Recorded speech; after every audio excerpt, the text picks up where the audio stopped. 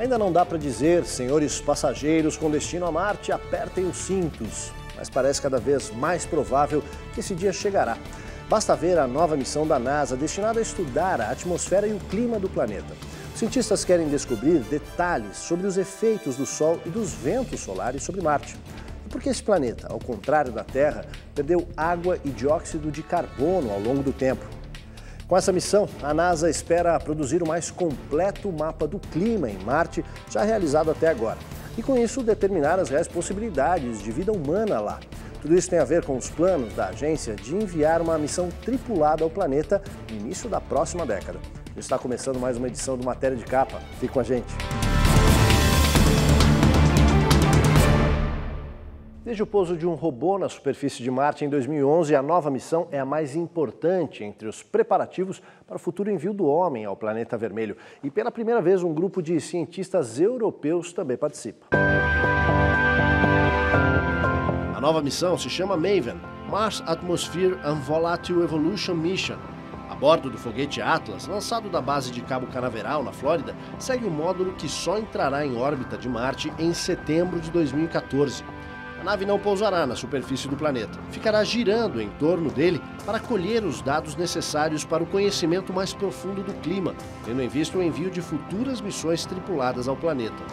Embora não esteja previsto o pouso, serão feitos vários sobrevoos de aproximação.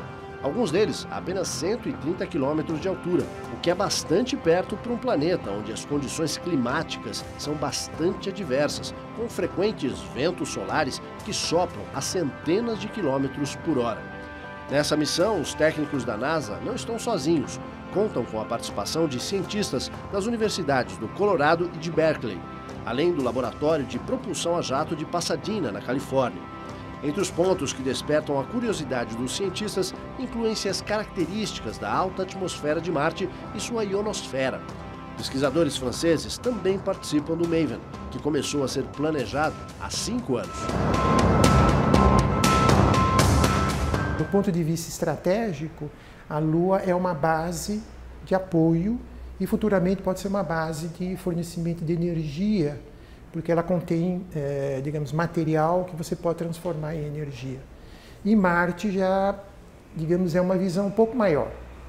Não é só conhecer o planeta, porque conhecendo Marte a gente conhece melhor a Terra, mas também por digamos assim, um sonho muito distante, que seria o ser humano ter um outro lugar, por exemplo, em que ele pudesse sobreviver, colonizar, pensar num futuro mais distante. Enquanto os equipamentos da nave MAVEN estarão preparados para registrar cada detalhe da alta atmosfera de Marte, no solo, o robô Curiosity prossegue na missão de estudar as rochas, mapear os vales e procurar indícios de vida no passado.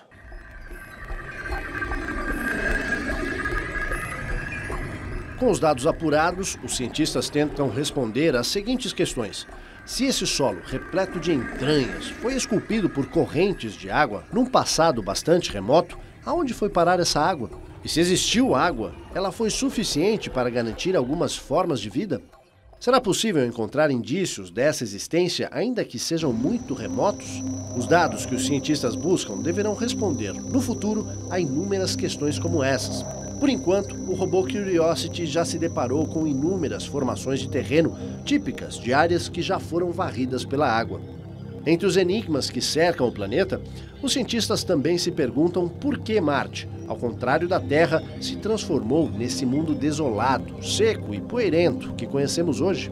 A explicação mais aceita é que esse é o resultado da ação do Sol e dos ventos solares que sopram ali com uma grande intensidade. Ao longo de bilhões de anos, seria surpreendente se isso não tivesse ocorrido, especialmente nos primeiros tempos do Sistema Solar, quando os ventos eram mais violentos. Outro planeta que sofre o mesmo efeito é Vênus. A missão Venus Express da NASA constatou que os ventos solares expulsam o oxigênio e o hidrogênio da atmosfera do planeta, espalhando esses elementos pelo espaço. Esse processo deixou em Vênus uma atmosfera onde predomina o dióxido de carbono, que contribui para elevar a temperatura a cerca de 400 graus Celsius. Se esses ventos solares fizeram todo esse estrago em Vênus e Marte, por que será que a Terra escapou desse destino? A resposta está no que acontece quando as tempestades solares se aproximam da Terra.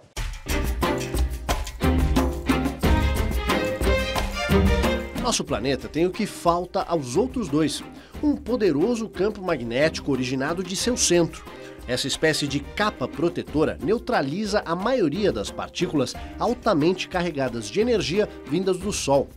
Na verdade, essa é apenas a nossa primeira linha de defesa. O cerco de proteção se completa com as nuvens e as camadas de gelo dos polos, que refletem e devolvem para o espaço boa parte da energia do Sol. O restante da energia que o planeta absorve é o suficiente para garantir um sofisticado sistema que, pelo que sabemos até agora, existe apenas na Terra: o clima. Fazem parte desse sistema os ciclos do dia e da noite e as estações do ano. Como se fosse uma gigantesca máquina em operação permanente, o calor que chega do Sol é levado pelos ventos tropicais para os polos, dependendo da época do ano, e os ventos solares sopram em direção ao Equador em outros períodos. É assim que se mantém o delicado equilíbrio que garante todas as formas de vida. Completam o trabalho as correntes oceânicas. Essa simulação em computador mostra a corrente do Golfo abrindo caminho ao longo da costa da América do Norte. Ela se assemelha a um gigantesco rio que transporta energia e calor num volume 100 vezes maior do que a energia utilizada hoje nas indústrias de todo o globo. Essa corrente espalha águas tropicais pelos mares do norte, mantendo a temperatura adequada à sobrevivência de milhares de espécies.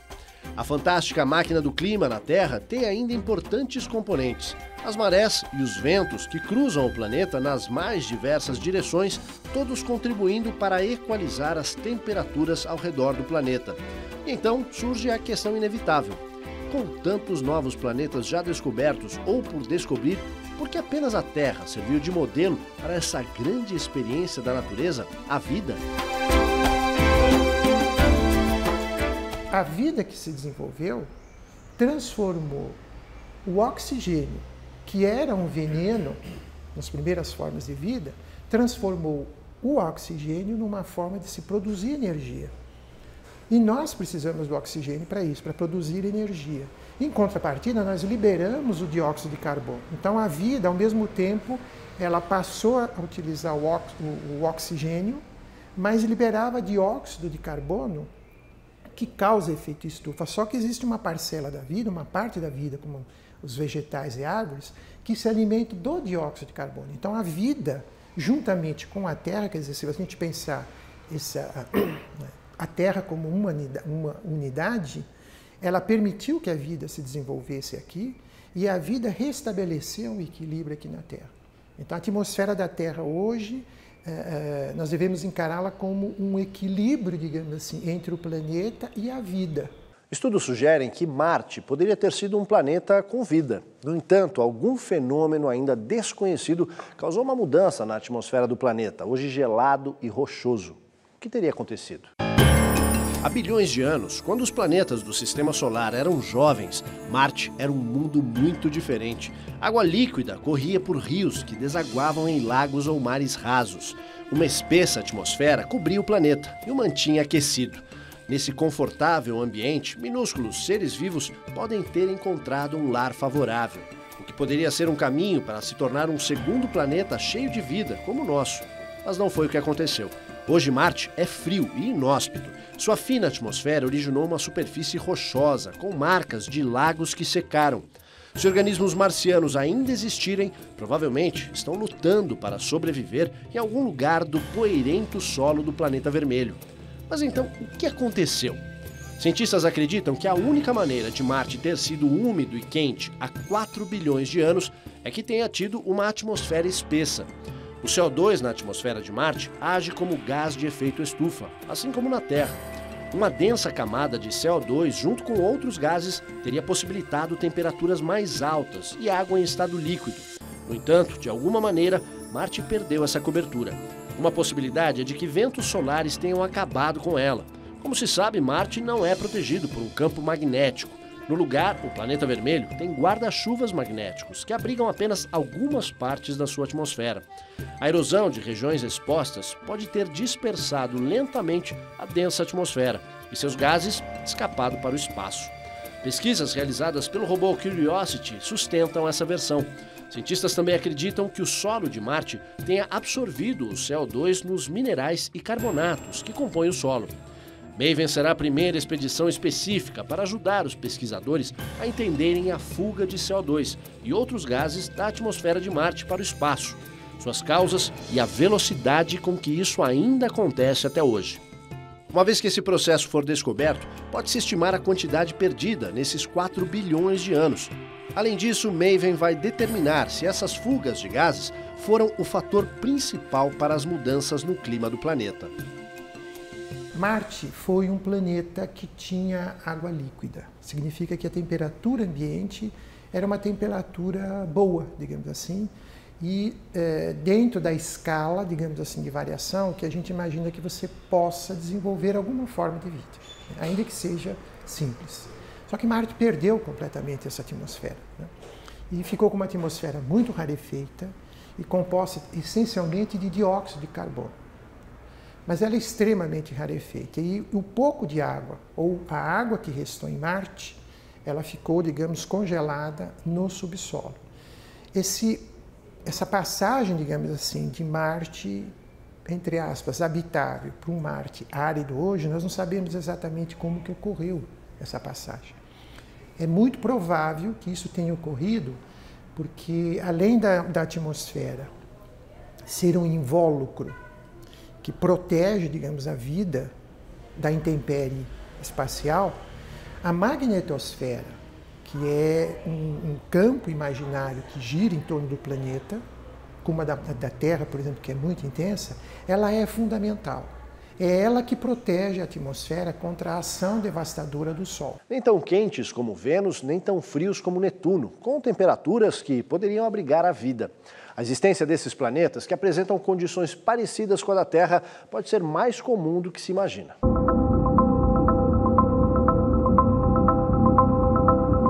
Uma em cada 5 estrelas semelhantes ao Sol abriga um planeta com condições de ser habitável. Eles têm tamanhos semelhantes ao da Terra e orbitam numa distância que permite temperaturas mais amenas, onde a água, fundamental para a existência de vida, também seria encontrada em estado líquido. Os dados fazem parte de um amplo estudo divulgado pela NASA. Das 100 bilhões de estrelas em nossa galáxia, 10% têm as mesmas propriedades do Sol.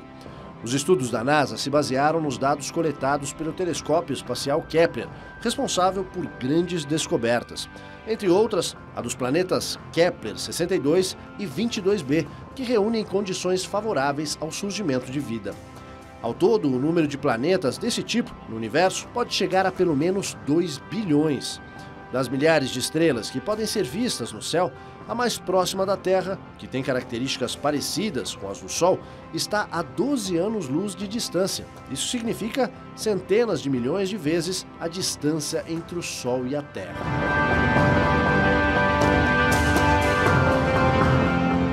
Há instantes, o poeta já havia descoberto há muito tempo e agora a ciência confirma: é possível ouvir estrelas. E mais, agora também dá para observar a verdadeira cor de Saturno. A gente volta já.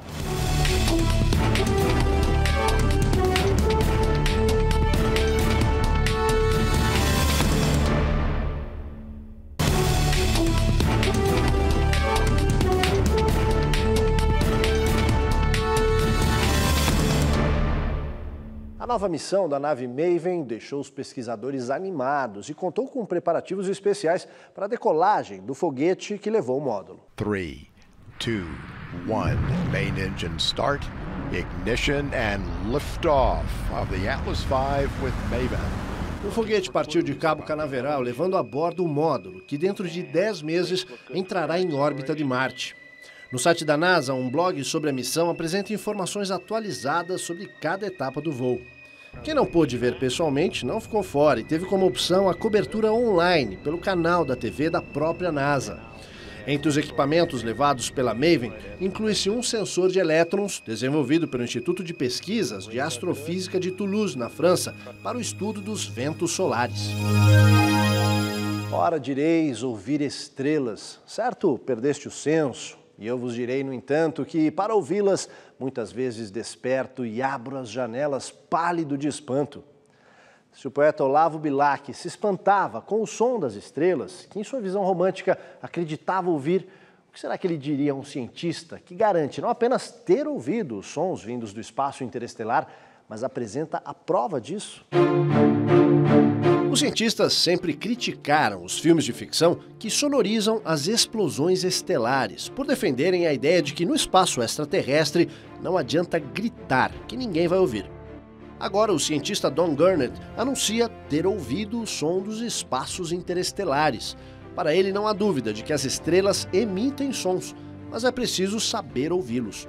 Professor do Instituto de Física da Universidade de Iowa, Gurnett foi um dos principais responsáveis pelos equipamentos de captação de sons extraterrestres levados pela nave Voyager 1.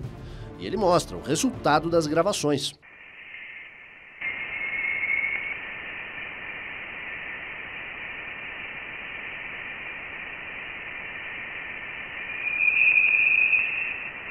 Esses sons, segundo Gurnett, constituem a prova de que a nave Voyager 1 deixou o sistema solar e ingressou no espaço interestelar.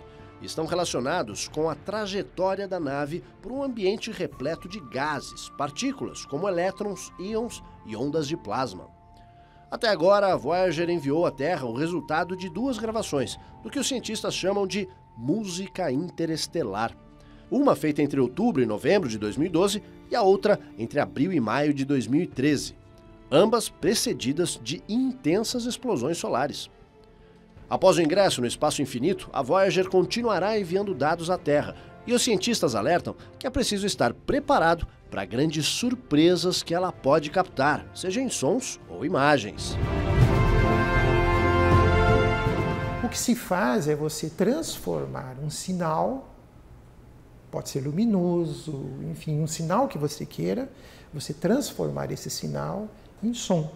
Por exemplo, a comunicação por rádio é assim, você usa um som, você transforma esse som numa onda eletromagnética, transporta essa informação por uma onda eletromagnética que é recebida, que ela volta a transformar outra vez em som. Então, nesse aspecto, você pode, digamos assim, transformar em som qualquer coisa que você veja. Você pode, digamos, transformar as variações ou flutuações de energia do Sol, de uma estrela, do próprio espaço que você tem, você pode transformar isso em som, né? O Sol, quem for na internet, por exemplo, pode escutar lá o ruído do som, mas o que vai escutar? Vai escutar um ruído, quer dizer, não vai nunca escutar uma composição de Mozart ou Beethoven, vai ser apenas um ruído que é mais ou menos aquele que você tem quando você está fora de sintonia no rádio. Mas todas as formas de energia, digamos assim, você pode transformar em som. Então não é que você está ouvindo o som da estrela, porque você não consegue ouvir, mas você transformou a energia que você viu variar num som. Astrônomos do Observatório Europeu do Sul, o ESO, capturaram a melhor imagem já obtida das nuvens situadas em torno do chamado enxame estelar, um aglomerado de corpos celestes que tem muito a revelar sobre a formação dos planetas. Entre outros dados, os astrônomos constataram que as estrelas mais brilhantes do enxame estelar, classificado como NGC 3572, são muito mais pesadas do que o Sol e vão terminar suas curtas vidas em explosões de supernovas. A trajetória de vida de uma estrela é determinada em grande parte pela sua massa. Por isso, um determinado enxame ou aglomerado contém estrelas em diferentes fases de sua existência. Os cientistas se surpreenderam ao descobrir que a formação estelar nesse aglomerado perdura há mais de 10 milhões de anos. Também constataram que o processo de formação planetária pode ocorrer em escalas de tempo muito mais longas do que se acreditava anteriormente. As recentes descobertas foram feitas a partir de imagens captadas por um instrumento chamado Wide Field Imager, montado junto aos telescópios do Observatório de La Silla, no Chile. As estrelas brilham de forma intensa e emitem poderosos ventos estelares que tendem a dispersar o gás e a poeira que ainda restam em torno delas. Como seria ver o planeta Saturno e aqueles anéis a olho nu? Já é possível saber. A NASA acaba de divulgar uma fotografia com as cores reais do sexto planeta do nosso sistema solar. A sonda Cassini foi lançada em 1997 e está na órbita de Saturno desde 2004. A imagem revela o que um astronauta veria se estivesse a 1 milhão de quilômetros dos anéis, que é a distância entre a nave e o planeta. Os pesquisadores da NASA juntaram mais de 140 fotos para cobrir uma área de 650 mil quilômetros do espaço. As 7 luas de Saturno, os planetas Marte, Vênus e a Terra também aparecem. Mais de 800 estrelas estão em segundo plano. Para conseguir as imagens, os cientistas esperaram até que a trajetória da sonda atingisse um ponto em que o Sol ficasse escondido atrás de Saturno. Uma das revelações mais importantes é a cor azulada do anel E, o maior e mais distante de Saturno. As informações enviadas pela Cassini ajudam os pesquisadores a entender a composição desses anéis e a influência da radiação solar, além de dar pistas sobre a formação do nosso sistema planetário. No próximo bloco, países asiáticos estão na corrida para chegar a Marte. E mais, pilotos e passageiros de aviões em longas viagens ficam expostos à radiação. A gente volta já.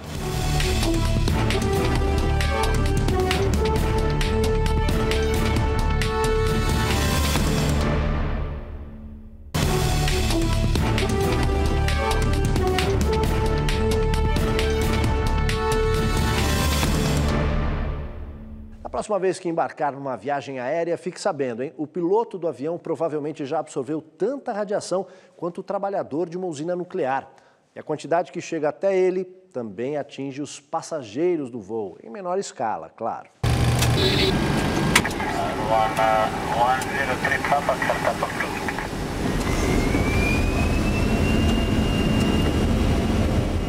A Federação Norte-Americana de Aviação já coloca esses profissionais na categoria de trabalhadores expostos à radiação, garantindo a eles direitos diferenciados.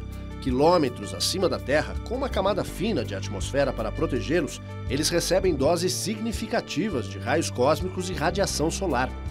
Num voo de Chicago a Pequim, por exemplo, um piloto é exposto à mesma quantidade de radiação que uma pessoa ao fazer 2 exames de raio-x do tórax, o que ao longo dos anos aumenta o risco de câncer e catarata.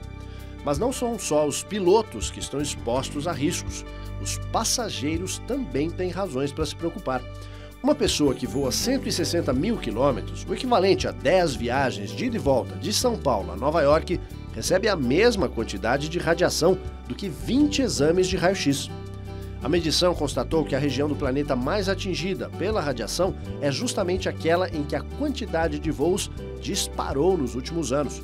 As rotas nos polos são as preferidas entre as companhias aéreas, por terem um trajeto mais curto e com menos ventos. Nessas áreas, a radiação é 3 a 5 vezes maior do que as regiões que passam próximas ao Equador. Além dos Estados Unidos e da Europa, os países da Ásia também têm planos de chegar a Marte. A tentativa mais recente é da Índia. A Mars Orbiter Mission da Índia poderá se tornar a primeira de sucesso de um país asiático até Marte. Antes dela, a China em 2011 e o Japão em 2003 fizeram tentativas que não tiveram êxito e as naves se perderam. Se concretizada, a missão levará ao planeta uma sonda de mais de 1 tonelada. O objetivo dos cientistas é que o aparelho faça a medição da presença de metano na atmosfera de Marte e possa contribuir com outros estudos sobre o clima no planeta. Das mais de 40 tentativas de chegar até lá, ou mesmo de colocar uma nave em órbita do planeta, apenas 16 tiveram sucesso.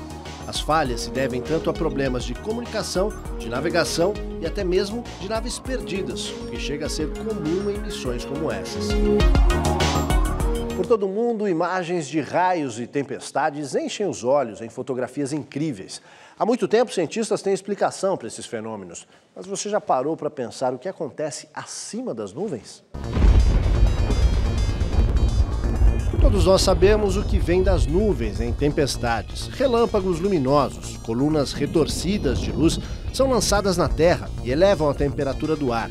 Estrondos de trovão anunciam que esse processo está em andamento. Mas você já se perguntou o que acontece acima das nuvens? Nas últimas décadas, pesquisadores descobriram coisas estranhas acontecendo no topo delas. Muito acima das luzes comuns, formas exóticas de luz são lançadas para o céu, enquanto parafusos de fogo surgem abaixo. Em alguns lugares, jatos de antimatéria voam e intrigam os detectores da NASA. Cerca de 500 vezes ao dia, a Terra imita rapidamente uma supernova, produzindo uma poderosa explosão de raios gama, conhecidos como Terrestrial Gamma Ray Flash, ou TGF. Não se sabe exatamente como esses fenômenos estão relacionados, mas um novo experimento chamado Fire Station, a bordo da Estação Espacial Internacional, pretende descobrir. Trata-se de um conjunto de sensores projetado para explorar a ligação entre as luzes comuns e as formas exóticas. Nos anos 60 e 70, astronautas das missões Apollo viram circundando a Lua algo que intriga pesquisadores até hoje. Cerca de 10 segundos antes do nascer ou do pôr do Sol, surgem raios brilhantes que iluminam o horizonte cinzento.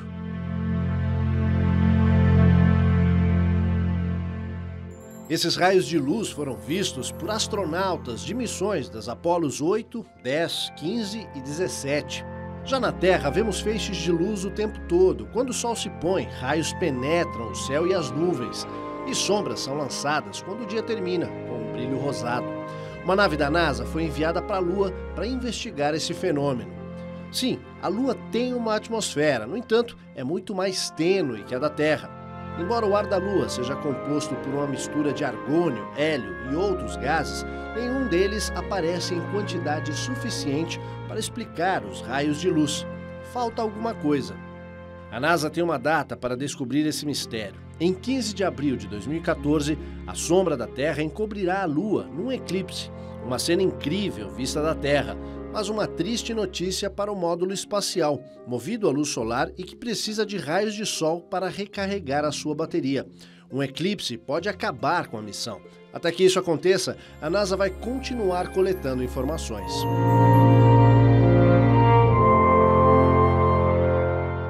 Cinco séculos depois da era dos grandes descobrimentos, o homem se prepara para a maior aventura de todos os tempos: colonizar o planeta Marte. A diferença é que hoje as viagens são planejadas nos mínimos detalhes. Os investimentos são gigantescos e os cientistas sabem o que vão encontrar lá. Imagine a coragem necessária nos tempos em que as viagens tinham rumo desconhecido.